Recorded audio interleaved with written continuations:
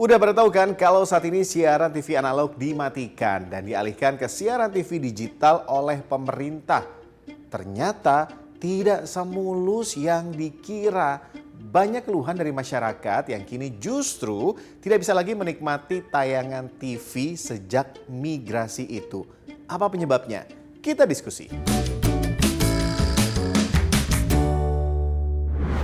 Ya, sejak kebijakan analog switch off diberlakukan 2 November 2022 lalu, terutama di wilayah Jabodetabek, banyak masyarakat yang mengeluhkan tidak bisa lagi nonton TV, tidak bisa lagi menikmati program-program di TV. Banyak sekali kalau kita lihat cerita-cerita di sosial media. Nah, sekarang kita akan dengar cerita-cerita lain dari warga.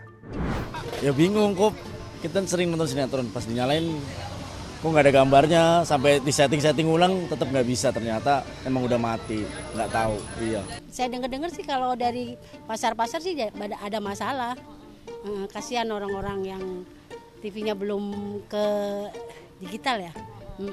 Terus dapat info katanya harus pakai alat yang baru yang untuk set top box itu, makanya kemarin udah mencoba cari tapi sempat kehabisan gitu. Rencana sih mau membeli kalau udah terkumpul uangnya, ada istilahnya agak ringanan ekonominya, pasti beli gitu. Jadi kalau kita mau nonton siaran TV digital diperlukan adanya alat set top box, terutama untuk mereka yang masih menggunakan TV analog ataupun juga TV-TV yang tidak diperuntukkan sebenarnya untuk siaran TV digital. Nah, alat set top box inilah yang dikeluhkan oleh masyarakat. Ada yang bilang ini mahal, kemudian ternyata langka juga di pasaran. Sejak awal set top box diinformasikan akan didistribusikan, dibagikan secara gratis untuk keluarga rumah tangga miskin. Dan klaim dari Kominfo, pendistribusian set top box untuk wilayah Jabodetabek ini sudah mencapai 98%. Tapi kenyataannya banyak warga prasejahtera yang belum menerimanya. Ini artinya salah sasaran atau salah datanya.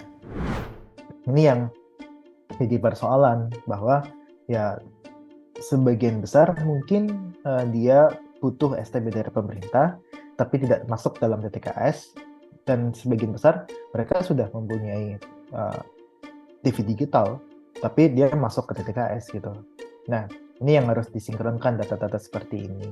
Dan jangan lupa masalah mengenai pembagian STB ini jadi bisa istilahnya adalah berpotensi itu disalahgunakan ya, karena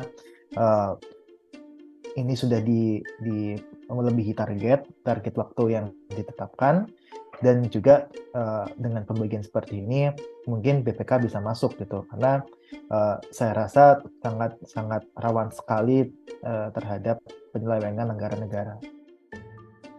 Yang jelas sebenarnya mau tidak mau masyarakat harus dan industri ya itu harus bisa bermigrasi dari TV analog ke TV digital gitu kan, karena TV digital ini memang banyak kelebihannya kan, lebih jernih, suaranya lebih bagus dan sebagainya.